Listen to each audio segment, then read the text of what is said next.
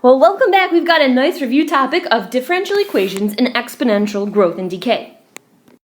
So let's just remind ourselves what a differential equation is. It's just like the name of it. It's an equation, so you have to have an equal sign, with a differential or a derivative inside of it. So obviously this is an equation, and here's my derivative or differential. So hence the word differential equation. So given dy dt equals kt. Let's jot these few words down here. We're going to use this formula anytime we see rate proportional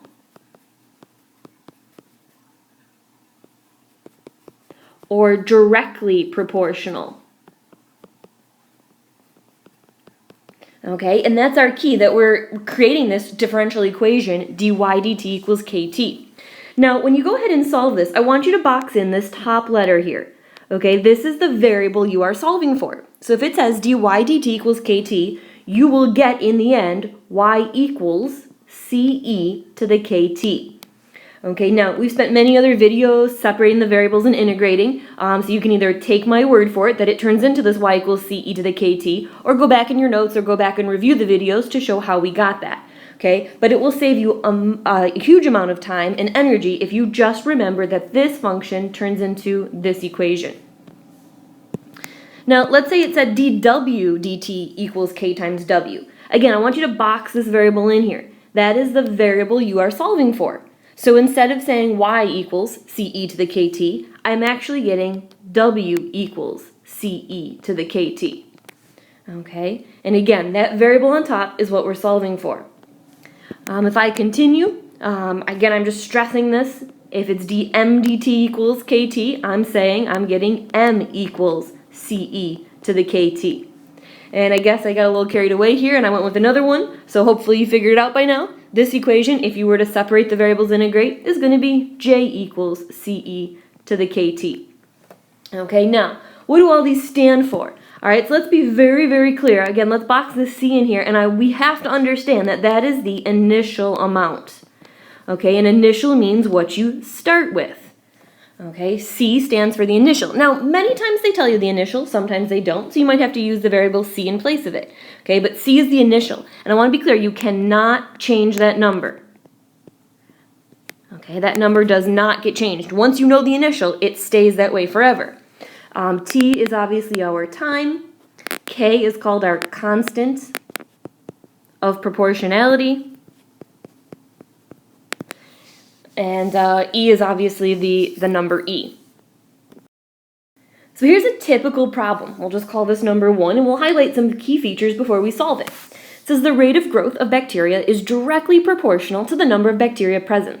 Okay, so I'm going to stop there and highlight those words, directly proportional. That is what's supposed to give your setup away. Okay, now I'm not going to read any farther. I have to be able, based off that equation or sentence there, I should be able to get an equation. What is directly proportional to what? Okay, so it says the rate of growth of bacteria. Okay, rate right here is telling me derivative. So here's my differential, the derivative of bacteria. So I am starting with dB dt. Okay, does that make sense to you?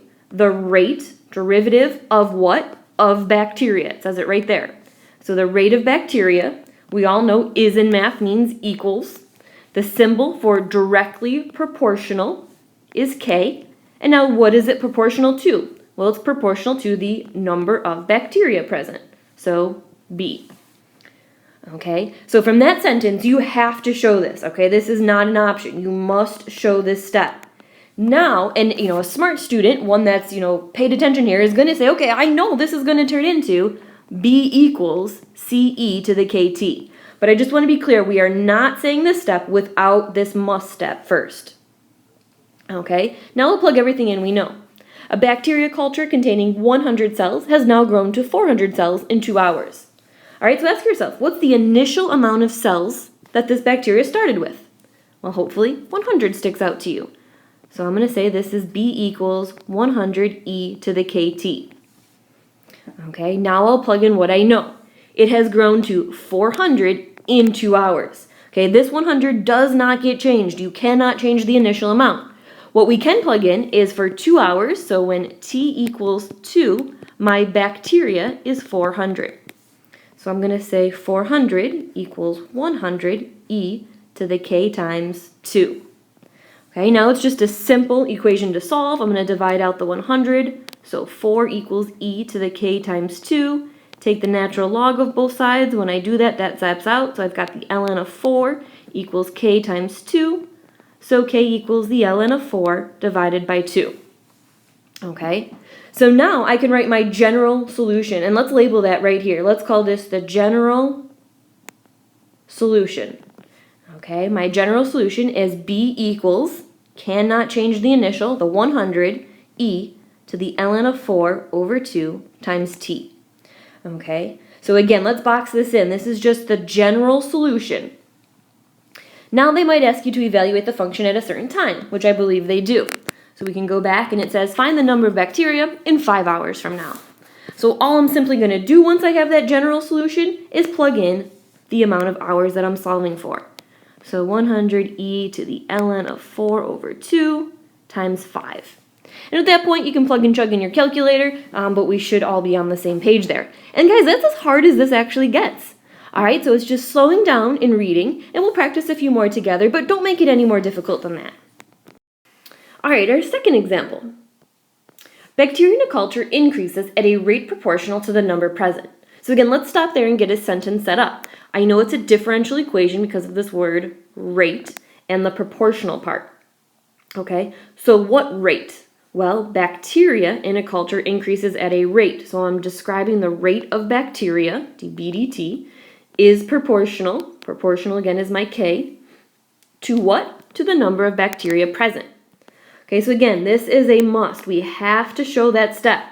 Now again, it's a lot easier if we just memorize what this is going to turn into. This b here tells me I should get b equals ce to the kt.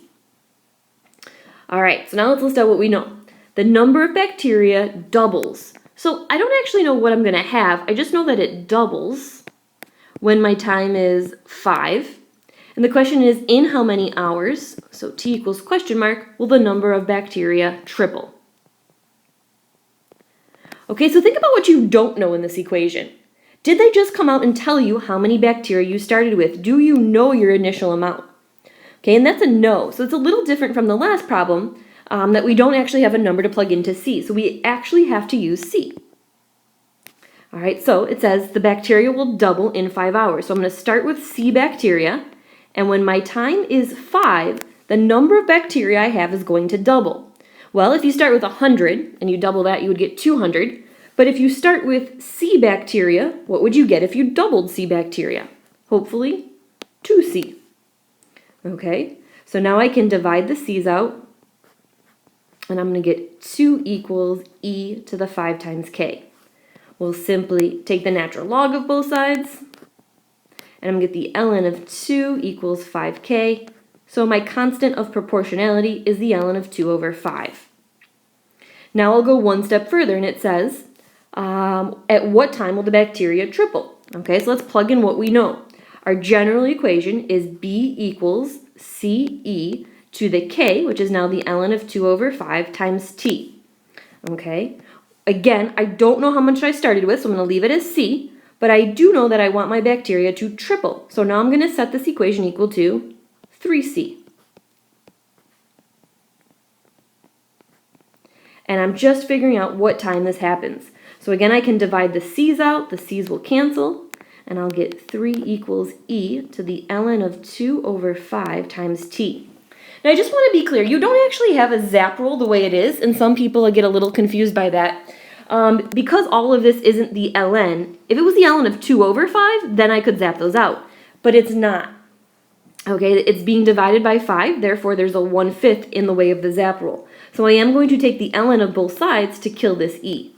So I've got the ln of 3 equals the ln of 2 divided by 5 times t. And I'm just going to multiply by the reciprocal. So I'm going to get 5 ln of 3 over the ln of 2 is equal to t. Okay, and again, you could plug and chug in your calculator, get a nice answer, and we know exactly what time that happens at. So basically, those are the 2 examples that we're going to see and we have seen, and it shouldn't be any more difficult than that. So let me throw a few different differential equations at you. Okay, now if we step away from the word problems a bit, this is the other way they're going to ask a differential equation. the slope of a curve is 4x squared y. If the curve contains the point 0,6, then its equation is what? Okay, now, did you catch that this is a differential equation? It's just written in a different way. Okay, they don't say rate proportional, but they do use the word slope. Okay, so basically I said this 4x squared y is equivalent to slope. And the word for slope, or the notation for slope, is dy dx. Okay, so this is a typical multiple choice question. It's in disguise as a differential equation, and the disguise here is the word slope. So all I have to do is separate the variables. So I'm going to cross multiply. Okay, feel free to pause it. I'm sure you can finish this on your own. I'm going to say dy over y equals 4x squared dx. So like I said, pause it, see what you get. Let's make sure our diff EQs end up the same.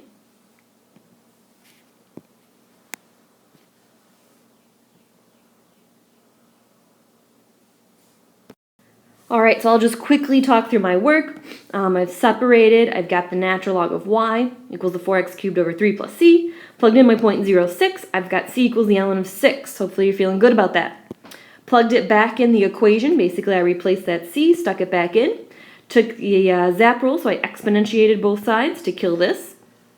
So I've got y equals e to this junk. Now this, my friends, can be simplified, okay? This is called decomposition. Okay, if I see that my exponents are being added together, that actually means that came from multiplication. So I rewrote it as two terms being multiplied with the same base. E to this term times e to this term. Then I can use my zap rule, and that 6 will come in front. So hopefully your general solution looks like mine. All right, now along with differential equations, we talked about slope fields. Now here's the difference, guys. I'm going to show you two different examples here. Notice these functions, okay? They are in terms of y. All right, that changes the game. When it's in terms of y, you are actually looking, let's get this in our notebook. If it's in terms of y, you are looking for the shape that you see. Okay, this is not slope. You are looking for the shape that you see. So I'm basically going to pick a point. Let's say I pick 0, 2, and I'm just going to follow the pattern. The slope goes up, and then it has a negative slope, and it's negative, and then it goes back up. Okay, if I follow it this way, it's negative, positive, then negative. I'm just going to follow it, and it looks something like that. Okay, so I'm just asking myself, who? So I would say this definitely looks like the sine curve, so I'm going to go with choice A, y equals sine x. Now again, that's only because every single one of these choices says y equals. Let's change the game. This is more of a typical question in our exam, okay, where you have to match the slope field to their slopes. Now I want you to look at all these. They all say dy dx. Okay, this time you are not looking at the pretty little picture. You are looking at the slopes. Okay, there is a big difference. We are actually looking at the slopes. Okay, so I'm going to start on picture 18 here. The first thing I say to myself, right here, anytime x equals 1, my slope should be 0. Okay, so I just went through and I said, if x is 1, do I get a slope of 0? And I'm just looking for that to happen here. And basically, I'm going to pick like another point for y. So let's say I pick the point 1, 2. And y equals 2. I need to get a slope of 0. So I'm just going to go through each choice and plug them in. So for example, in the first picture, or first equation here, I would get 2 plus 1 is 3 divided by 1 is 3. That's not a slope of 0. That's out. 1 plus 1 is 2. 2 squared is 4. Not a slope of 0. That's out. In this case, I would get, this would be 2 minus 2, which is a slope of 0. So I'm going to keep that in the running and see if anybody else gives me a slope of 0. If I check these, D, E, and F here, I'm going to get, let's see, that's going to be 3 times 1, that's not a slope of 0. Let's see, that's going to get me 3 over negative 1, that's out. I'm going to get 1 over something, so that's out. So I'm going to go with choice C here, that I do get a slope of 0. Now sometimes it's not that easy to narrow down from that. Let me just pick another point to show you. Maybe I would pick this point, let's say 5, 4. Okay, now it's not a vertical line. If I follow the pattern, the slopes are just getting very, very steep. So I basically want a large number if I were to pick 5, 4. And I'm going to use the same choice I had. I'm going to say 5 times 4 is 20 minus 4, which would get me a 16, which is a very steep number, okay, and a very positive steep number. All right, let's try the same for 18. Now I got a little excited and crossed these answers off, so it's a little hard to read, but again, I'm going to look for my zero slope first. I noticed if x is negative 2, let's say negative 2, 2, negative 2, 3, I get a slope of 0. So I'm going to go with negative 2, 3, and I'm just picking that point, and I'm looking to see if I have a slope of 0. Now the other thing I'm going to take note of is if my y value is 1, I get an undefined slope. Okay, so basically I'm saying when x is any number it wants to be and y is 1, I get a number over 0. So just knowing the fact that I need a number over 0, I can eliminate choice C because that will never be undefined, and choice D will never be undefined. Okay, so I've just eliminated it based on that. And let's see, when my y value is 1, I need an undefined slope. So basically, let's see, that works in this equation. And I think that's it. Like I said, let me plug in. I'm going to use this equation, and I'm going to plug in my point negative 2, 3, and see if I get a 0 slope. Well, I would get 0 over something, so that works there. And let's just pick a few more points just to verify, just so you know you're correct. I'm going to go with the point negative 5. I don't know why I'm picking negative 5. I lied. I'm going to go with positive 5, positive 4. Okay, at 5, 4, I need a negative slope that's fairly steep. So let me use the choice I picked. 5 plus 2 is 7. Whoops. Divided by 1 minus 4 is negative 3. So that's a little bigger than negative 2. I would say that's true. And again, you could pick more points and just verify that the slope is the correct number. All right, lastly, we're going to tackle one kind of nasty differential equation. So I want you to take this, write it down, dy dx equals xy plus 2y. Remember, this number variable on top tells me I'm solving this equation for y. Now, remember, when you separate, you are only allowed to multiply or divide. Those are your two options, multiply or divide. So I can't just add like this negative 2x to the other side or this xy to the other side. Just think like, a ninth grader. What does your gut tell you to do to that function? Okay, don't think calculus, think simple algebra. Hopefully you're saying pull out a simple GCF. That's basically all we did in ninth grade was factor. Pull out a GCF. So I'm going to take out the x and I'm left with y plus 2. Now I can easily separate by dividing or multiplying. So I'm going to say this is dy. I'm going to multiply this dx over. So I get dy over y plus 2 equals x dx. All right, we're ready to integrate. We're going to slap an integral on each side. I'll tackle the easy one, x squared over 2 plus c. All right, now the ugly one. Make sure you do a u sub. Okay, this is definitely a u. You don't know that integral off the top of your head. You don't just slap an ln on things. U sub. U equals y plus 2, du equals dy. So I get the integral of du over u. Okay, so notice this one's already been integrated, this one's not. So I'm getting the ln of y plus 2 equals x squared over 2 plus c. Now I can substitute that number in, which was 0, negative 4. And I'll get the ln of negative 2 equals c. Okay, and we starred that in our notebook. Remember, be careful. If I'm going to change this guy's sign from the ln of negative 2 to the ln of positive 2, all right, I need to take account for that negative at some point back in the problem. All right, so now that I have my c value, let's plug it back in. So I'm going to get the ln of y plus 2 equals x squared over 2 plus the ln of 2. All right, I can zap these out and exponentiate both sides. So I'm going to get, let's see, that zaps out. Y plus 2 equals e to the x squared over 2 plus the ln of 2. I'm going to clean that up by just rewriting that. Remember, that's decomposition, e to the x squared over 2 times e to the ln of 2. Those zap out. And I've got 2e to the x squared over 2. Now, once I lost that absolute value, sorry, I got a little excited here, I need to keep it in front. I got to keep that negative back in front. All right, so what I'm going to do is I'm going to divide that negative out and say y plus 2 equals negative 2e to the x squared over 2. And then I'm simply going to subtract this 2 to the other side. Okay, now, how do you know if you're right or if you're wrong? You can always check this, guys, and if you're wrong, then go back and put a negative in. It's that simple. All right, watch how you simply check. You just take that initial condition, what was it, 0, negative 4, plug it back in, and you have to get negative 4 out. Okay, so if I plug in negative 2 e to the 0 minus 2, and I don't get a negative 4, you know you're wrong. Go back and put a negative someplace. Those make a 1, so I've got negative 2 minus 2 equals negative 4. Check. Therefore, I know my answer is correct. Okay, make sure you show this check for yourself.